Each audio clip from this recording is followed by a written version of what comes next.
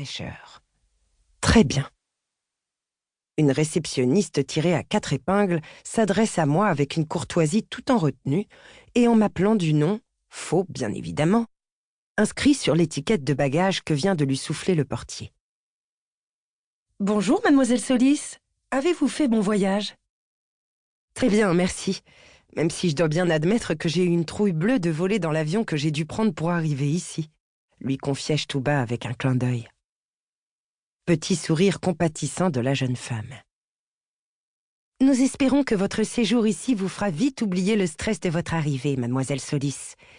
Et si je peux me permettre, je compatis, car je ne suis pas une adepte de ces coucous, moi non plus, » ajoute-t-elle en chuchotant aussi sur le ton de la confidence. Polie, avenante, sans en faire des caisses.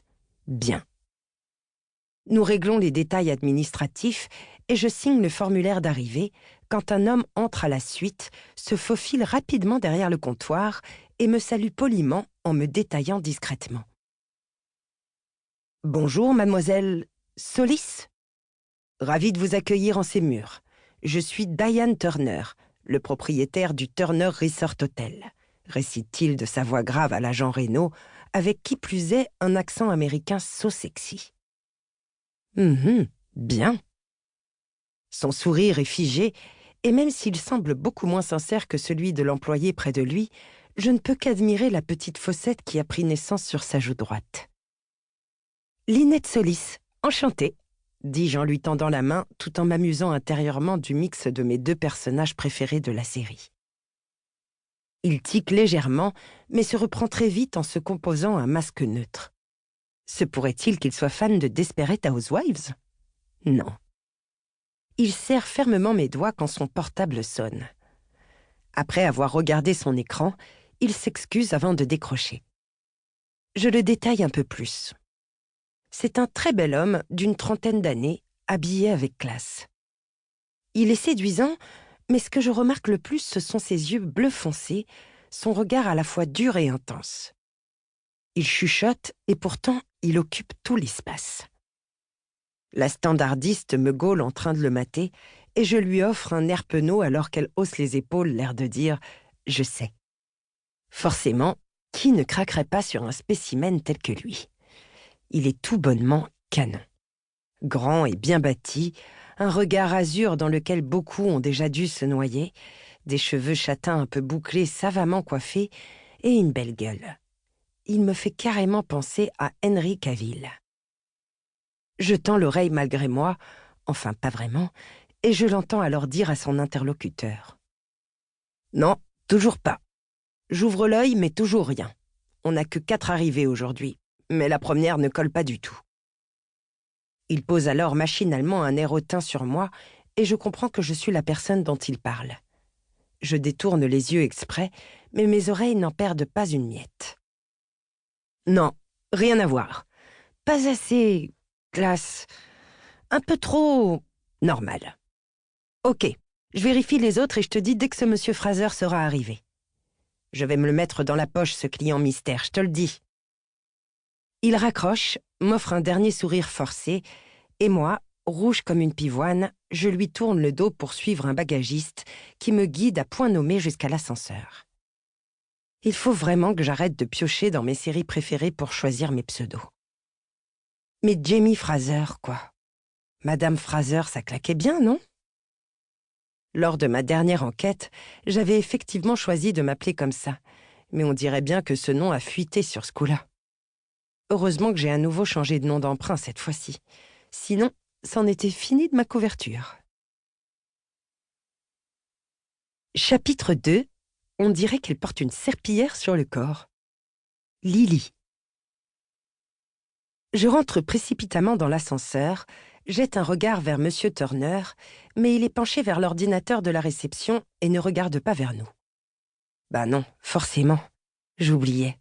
Je suis bien trop normale pour que monsieur daigne m'accorder un intérêt quelconque. Snober ses clients en parlant d'eux l'air de rien au téléphone, mauvais. Très mauvais. Un parfum discret flotte dans la cabine. Tout à fait le genre de particularité que j'apprécie et qui contribue à faire la différence à mes yeux, entre un très bon hôtel et l'excellence. Je note mentalement ce détail en leur faveur et réponds au sourire poli de l'homme qui m'accompagne. Sur lui non plus, aucune fausse note.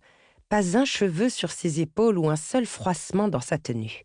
Il est irréprochable et à la hauteur de l'image que renvoie un hôtel de ce standing. Être client mystère requiert une bonne observation de ces détails qui feront se démarquer un établissement plutôt qu'un autre. Au premier étage, je pénètre dans la chambre que me fait visiter le bagagiste et le remercie en lui donnant un pourboire. Une fois seule, je commence mon inspection minutieuse. La chambre est canon, et que dire de la vue sur mer de ce balcon qui donne directement sur la plage privée grâce à un escalier privatif. J'enlève mes sandales et apprécie la douceur de l'épaisse moquette moelleuse sous mes pieds. L'arrivée dans une chambre est une étape révélatrice et souvent parlante. Je sors mon ordinateur portable et me connecte aisément au Wi-Fi de l'hôtel. Je note rapidement mes premières impressions depuis mon arrivée et vérifie les points importants au niveau de la literie. J'apprécie notamment ce pilot menu proposant plusieurs tailles et textures d'oreillers, les draps blancs sans le moindre faux pli et le pliage des serviettes en forme de fleurs exotiques, sympathique et inédit pour moi. Quand je passe dans la salle de bain pour poursuivre, je déplore les nombreuses options de la douche sans aucune explication. Je ne doute pas que ces multijets soient fantastiquement délassants, mais encore faudrait-il savoir s'en servir sans s'ébouillanter ou se prendre une propulsion d'eau en pleine tête. Un petit carton explicatif me paraîtrait judicieux dans cette situation, tout le monde n'étant pas ingénieur ni même aventureux. Je croise mon reflet dans le miroir et je ne peux m'empêcher de repenser au regard plein de dédain du grand boss à mon encontre. Je porte l'une de mes robes préférées qui me tombe jusqu'aux pieds. Je l'adore car elle est pleine de couleurs dans les tons orangés à rouge, sûrement trop flashy pour ce mec trop parfait et dont le dressing doit se résumer à des costumes noirs, voire gris anthracite, soyons fous. Je t'en foutrais du normal. D'ailleurs, où se situe la normalité? Seuls ceux qui affichent leur pognon sur eux seraient donc dignes d'intérêt? Tout ce que je déteste.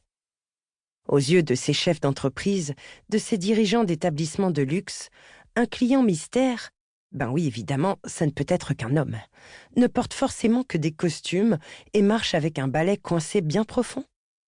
Eh bien non. Désolée de vous décevoir, monsieur Turner, car non seulement je suis une femme, mais je suis de surcroît la meilleure dans mon domaine. Il faut toujours se méfier de l'eau qui dort. Et non, je ne porte pas de tailleur ou de talons hauts. Je suis plutôt une adepte des robes colorées et des jeans baskets. Et que dire de mes cheveux châtains mi-longs que j'ai tellement de mal à dompter qu'ils font leur propre vie la plupart du temps. Non pas que je sois négligée, bien au contraire, mais j'aime être à l'aise et naturelle.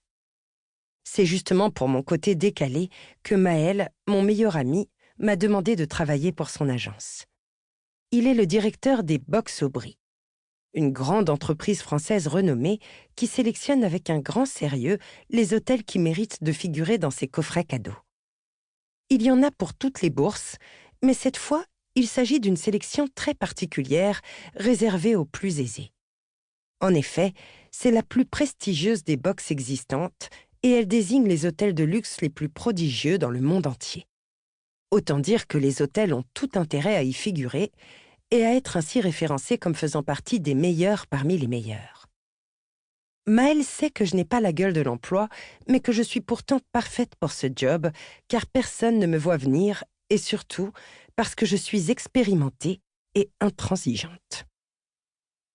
Jusqu'à présent, aucun directeur ne m'a jamais démasquée.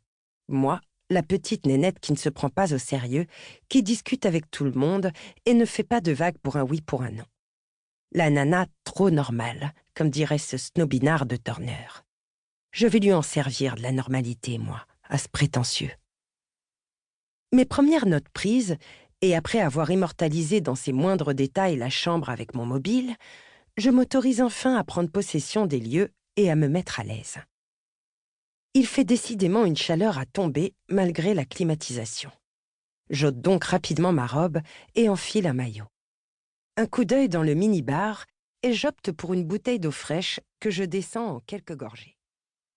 Pour continuer à écouter ce livre audio gratuitement, cliquez sur le lien dans la description et vous pourrez l'écouter en entier sans frais grâce à l'essai de 30 jours d'Audible.